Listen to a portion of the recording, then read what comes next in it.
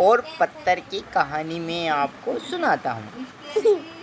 एक बार एक मूर्तिकार जंगल से गुजर रहा था। उसने देखा कि रास्ते में बहुत ही सुंदर और चिकना पत्थर पड़ा है। अब मूर्तिकार ने सोचा, यह पत्थर तो बहुत अच्छा है, इसकी बहुत सुंदर मूर्ति बन सकती है। अब उसने अपना छेनी हथौड़ा निकाला और काम शुरू कर दिया। अब जैसे ही उसने पत्थर मारा तो पत्थर चिल्लाया, ओरी भाई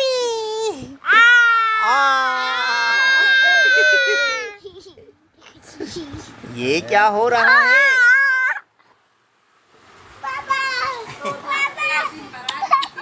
ये क्या हो रहा है?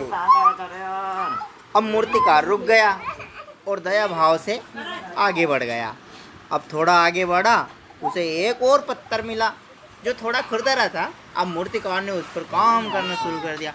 और वो पत्थर सहता रहा, मार खाता रहा, चोट लगी, उसने कुछ नहीं कहा, चुपचाप सहता रहा। और कुछ दिनों बाद वो दूसरे पत्थर से एक बहुत ही सुंदर भगवान की मूर्ति बन गई। अब गांव वाले उस मूर्ति को लेने आए और पास में एक ही पत्थर की जरूरत पड़ी जो नारियल फोड़ने के काम आ सके। अब उन्होंने रास्ते में पड़े उस पहले पत्थर को उठा लिया और जिसने चोट सहने से मना कर दिया था।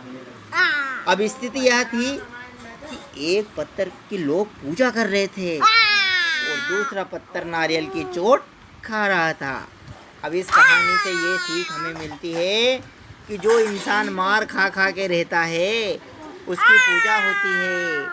छेनी हथौड़े की तरह से भगवान भागता है तो उसका जीवन आसानी से नहीं बल्कि कठिन हो जाता है।